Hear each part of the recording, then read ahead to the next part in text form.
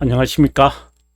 이것이 신앙 고백이다 시리즈 7권 중 세 번째 책 하이델베르그 교리 문답서 제6주일에 아마 오늘이 6주일에 오늘이 아니라 제19문의 첫 번째 시간인데 제19문이 제6주일에 이제 마지막 문항이 됩니다. 우리가 16문부터 시작을 했거든요. 16문부터 시작을 해서 19문까지 우리가 두 본성에 관한 이야기, 즉 고백이 이제 등장을 합니다. 그러면 우리가 일주일부터 어떤 주제를 살폈는지 우리가 한번 복습을 할까요? 일주일, 네. 일주일, 2주일, 3주일, 4주일, 5주일. 네. 자, 여러분 저와 함께 한번 해볼까요? 참된 위로. 그 다음에요. 비참함. 그 다음에는요. 타락. 그 다음에는요. 불순종. 그 다음에는요. 정의와 그리고 6주일의 두 본성. 그러면 6주일이 나왔으니까요. 그 다음 7주일은 뭘 것 같아요? 바로 믿음에 관한 이야기예요. 자, 그러면 우리가 19문이 여러분 183페이지거든요. 183페이지로 가도록 하죠. 183페이지로 왔습니다. 당신은 이것을 어디서 아는가? 여기서 말하는 이것이란 우리가 16문에서 18문에 이르는 중보자 그리고 중보자의 두 본성 이러한 진리죠. 참 하나님이시면서 참 인간이시. 그래서 어디서 이것을 알게 되어졌나? 예, 이제 여기서는 이제 문자적으로 이제 말을 하겠습니다만은 좀 더 궁극적인 답변은 하나님께서 자신의 영광을 우리들에게 그러니 다른 말로 한다면은 우리를 glorify us 하신 거죠. us보다는 me라고 하겠습니다. 나를. 자신을 나에게 계시하신 거죠. 그러면 그 계시한 그 내용이 이제 경험을 통하여라는 것도 그거는 이제 개인적인 체험이고 성경에 되어 있다. 그래서 성경과 우리의 삶에 하나님의 자신을 계시하신 것이다. 자, 이렇게 되겠죠. 자, 이것은 하나님의 낙원에서 처음으로 계시된 거룩한 복음이다. 다른 말로 한다면 원시 복음이다. 우리말로 원시라고 해서 좀 그렇습니다만은 이제 원복음이죠. 이제 영어에서는 오리지널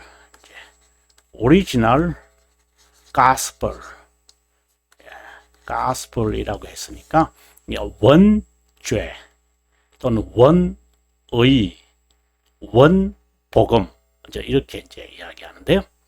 이제 여기서는 거룩한 복음이다. 하나님이 처음으로 파라다이스에서 자신 스스로가 revealed 우리에게 하셨던 것은 바로 복음이었다.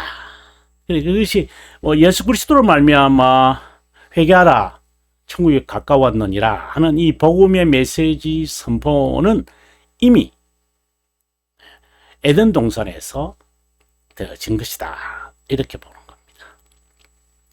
그런 후 족장과 선지자에 의해 공시되고 이제 퍼블릭 시대죠. 성문화되었다 이 말입니다. 율법의 희생제물과 다른 의식으로 묘사되고 끝으로 하나님의 태어난 유일한 아들에 의해 그것이 성취되었다. 제19문 어떻게 보면은 은혜, 언약에 관한 고백이다. 겁니다. 여러분, 은혜 언약이라는 것은 항상 그 타락 후에 항상 그 나타나는 거거든요. 이 고백이 항상 타락 후에 우리들에게 제시가 돼요. 이거는 이제 우리 중심으로 봤을 때에 우리에게 계시되어진 하나의 순서, 이 논리적 순서를 지금 말하는 것이죠. 하지만 창조 시에 이미 하나님이 처음으로 원복음으로 말씀하셨고, 그 다음에 구약 성경을 통하여 율법과 의식을 통하여 선지자를 통하여 하나님이 계시하셨고, 그리고 마지막 날에 히브리서 마치 1장 1절과 2절을 이야기하는 것 같은데, 여러 모양 여러 시대에 하나님이 말씀하시던 하나님께서 끝날에 이제 마지막에 마치 히브리서 1장 1절 2절을 말합니다. 또 그것을 말하는 것 같습니다. 그래서 이 하나님의 자신의 이 구원 받을 하나님의 자녀, 물론 영혼에서 이루어진 것이지만 그것이 시간에서 이루어지고자 이제 알리심이 바로 은혜 언약이다, 이렇게 보는 것이 좋겠어요.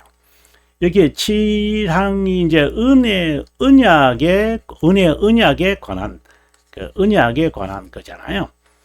그 다음에 복음에 관한 고백이다. 19문은 인간의 비참함이라는 것은 제2주일에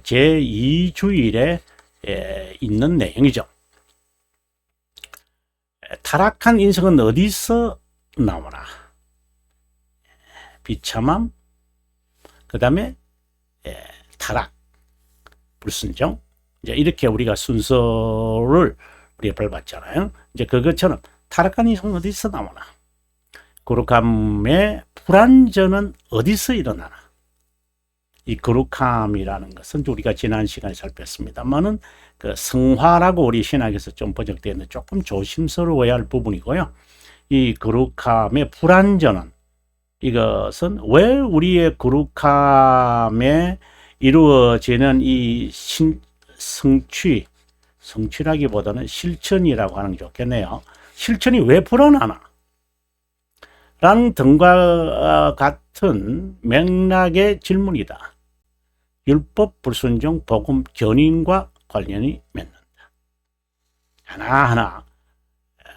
그래서 우리가 방금 보았다 싶습니다만은 그 19문의 이 내용은 은혜 언약의 하나의 이제 마치 소설 같으면은 실마리죠.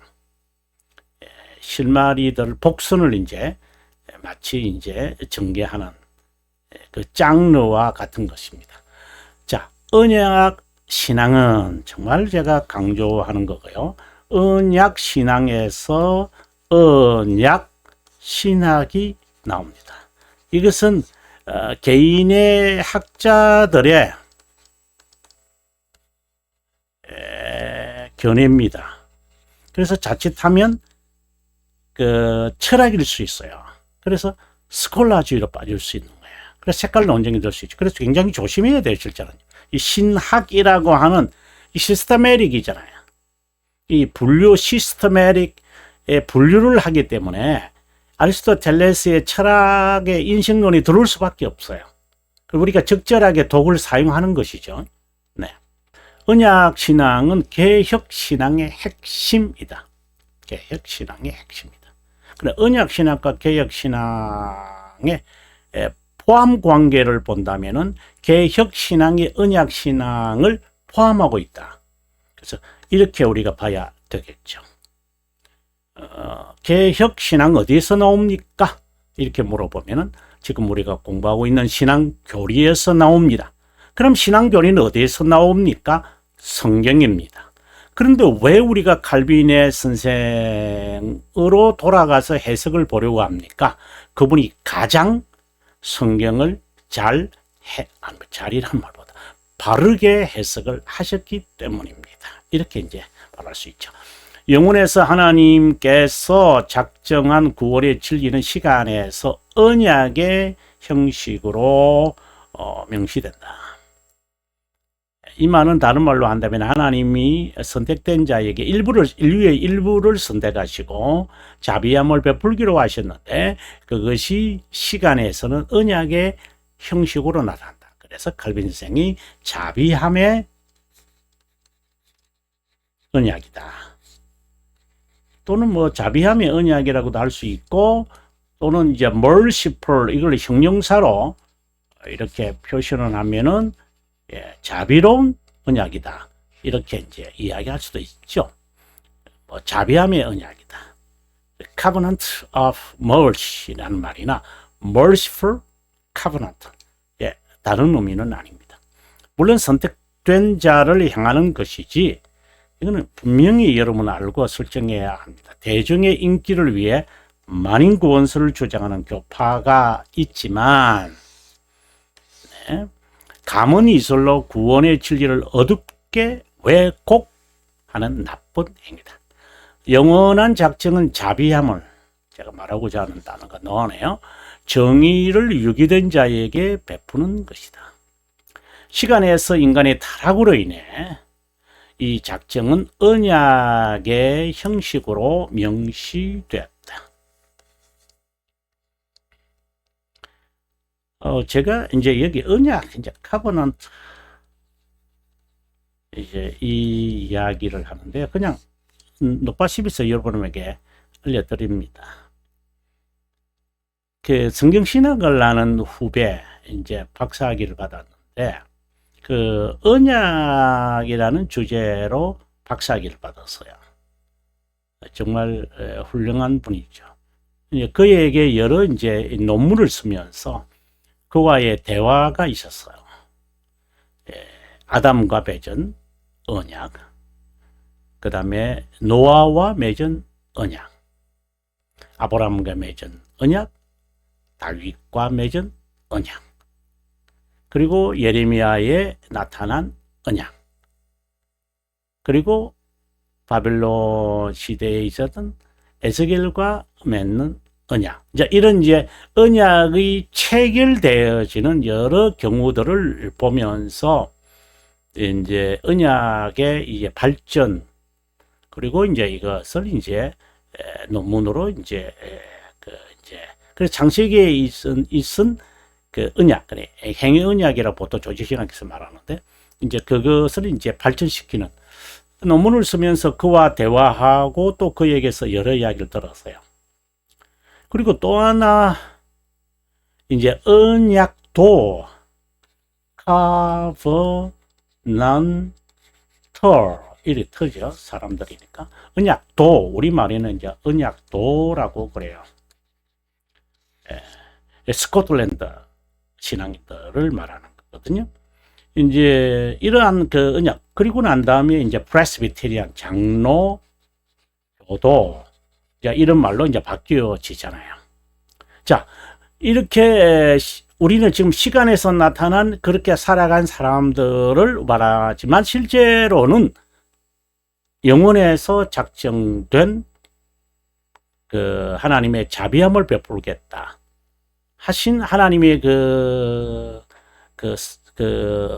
영원 하나님의 측면 이것이 언약의 형태로 나왔다라고 하는 것이 언급이 없다면 이러한 설명들이 뭔가가 2%가 부족한 2%라 그냥 말입니다만 뭔가가 부족한 깨어나지 못하는 이제 그런 것입니다. 그래서 이 영원에서 칼빈 선생이 우리들에게 정말 강조하는 게 이런 면에서 우리가 칼빈을 존경할 수밖에 없는 것인데 아무리 언약 시간에 나타난 여러 언약을 연구하고 뭐 언약 신학을 연구하든 뭐 언약도를 연구하든 뭐 성경에 게시되어진 언약에 대해서 뭐 다윗의 언약이든 뭐 노아의 언약이든 무슨 언약이든 예수님이 새 언약을 맺으시는 이런 모든 것에서 영원한 하나님의 작정이 가운데 자비함을 베풀기로 하셨고 이 자비함이 언약의 형태로 나타났다라고 하는 이것이 전제가 되지 않으면 구속의 진리를 구속의 구원의 진리, 구원의 진리를 제대로 파악하는 것이 아니다 라고 하는 것이 칼빈 선생이 저희들에게 주는 2권 17장 2항에서 하는 말이에요. 저는 여기에 매우 충격을 받았습니다. 그래서 제가 요한복음 3장 16절의 의미를 바른 지도자냐, 요한복음 이 해석을 어떻게 하느냐에 따라서 그는 개혁신앙인이다 아니다가 판별이 난다. 이것이 우리가 돌토레이터 1장 2항에서 제가 이제 이것을 해석해 가는데 정말 중요하다는 것을 알게 되었습니다. 그래서 개혁신앙에 방금 제가 말했던 영원에서 이렇게 되어져서 언약의 형태로 되어졌다는 이것이 개혁신앙의 언약신앙, 개혁신앙, 언약신앙, 언약신앙의 핵심입니다. 이제 이것이 발전되어지면 이제 이것이 되어지기 위해서는 개혁신앙이라고 하는 큰 몸통이 있어야 합니다. 그의 핵심이 이제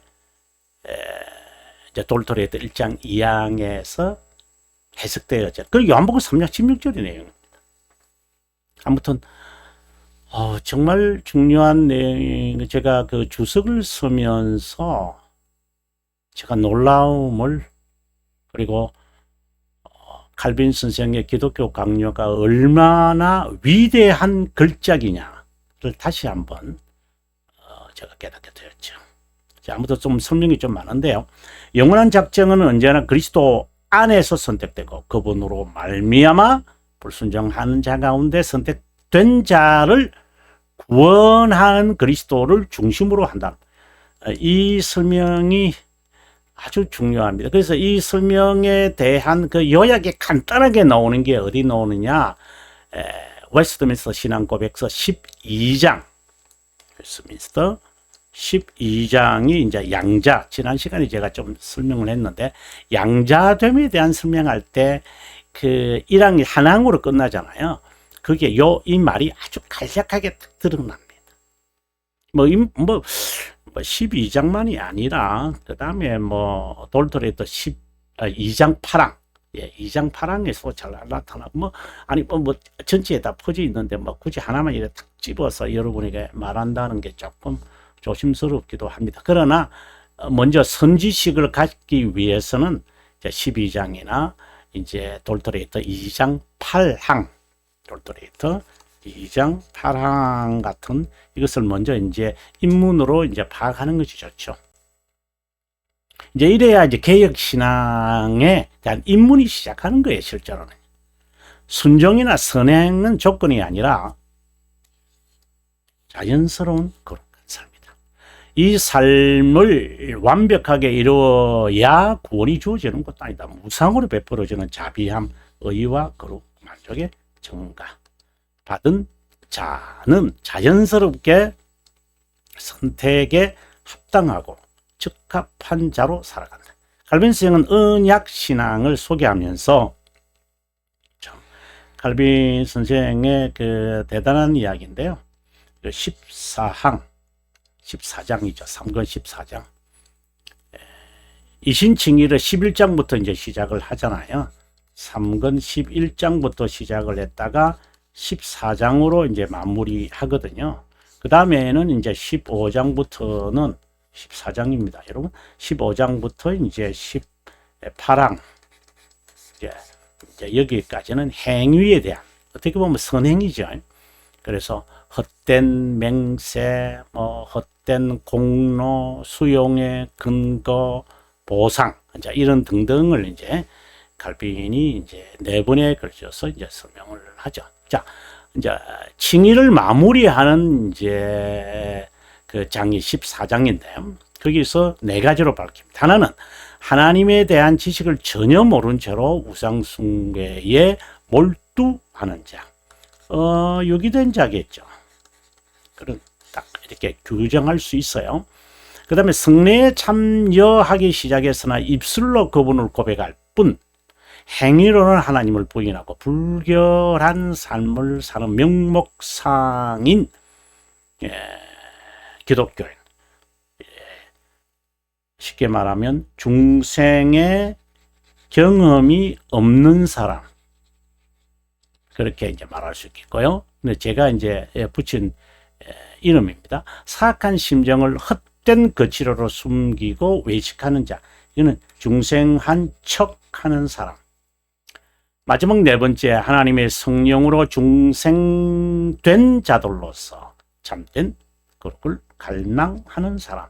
자, 이 네 종류가 있다고 칼빈 선생이 이제 말합니다. 물론 이제 하나하나 칼빈 선생이 설명을 합니다. 첫 번째 의의 종류를 설명하면서 누구라도 하나님을 도와 구원을 회복시킬 자는 이 세상에 한 명도 없다. 하나님에게 무슨 협력을 한다? 우리가 은혜를 받기 위하여 어떤 선행을 한다? 이거 선행이라는 것은 먼저 선자입니다. prevenient 이라고 하는 라는 말입니다. 한 명도 없다. 죄인들과 화해시키는 분은 그분 자신이라는 근거로 내가 내게 장가들어 영원히 살되 의와 공병됨과 은총과 긍휼히 여기심으로 내게 장가들며 라는 말씀을 인용한다. 여기서 언약이라는 단어가 이제 등장을 합니다. 언약은 하나님의 자비함에 의존하는 것으로 하나님과 우리가 처음 연합하는 것이라고 한다. 그분이 먼저 우리를 사랑하는 것이고 우리가 그를 사랑한 것이 아니라 그가 먼저 우리를 사랑했다 라는 것을 기억하면 좋죠. 그 요한일서에서도 이 말씀이 나옵니다. 그분이 우리를 불러 그분과의 교제에 들어가기 전까지 우리는, 여기서 교제라는 것은 칭의 그리고 거룩함, 근데 성화라고 보통 조직 신학에서 말합니다. 또 다른 말로 한다면 중생의 목적이 뭐죠? 하나님의 형상의 회복이잖아요. 하나님과의 교제 회복이거든요. 또 다른 말로는 접근. 그래서 접붙임, 내조하심, 양자됨, 접근, 화해, 뭐 이런 등등의 이제 용어들이 다 이제 동원이 돼. 이제 어떻게 접근해 가느냐에 따라서 접붙임이라는 말, 그리고 어떤 이제 면에서 접근하여서 내조하심이라고 하는 말, 양자됨이라는 말, 이는 이제 칭의와 관련되기도 합니다만은 그 다음에 또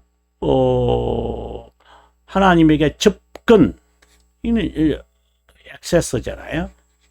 우리가 이제 죄에서 용서받은 후 하나님께 그다음 화해, 이제 거룩함에 관련돼서 되어졌을 때, 그래서 칭의와 관련되어졌을 때는 접근한다. 그리고 하나님과 교제라는 단어를 예상했을 때는 화해라는 단어, 그러니까 거룩함과 관련되는 거죠. 이런 것이 서로 이제 엮어져서 같은 의미를 갖고 있는데 이제 다양한 표현을 통하여 그 진리를 이제 마치 다이아몬드처럼 이제 보는 측면들이 많이 다르죠. 이제 그런 것을 통해 우리는 진리를 이제 좀 더 포괄적으로 온전하게 이제 알아가는 이제 그게 되겠죠.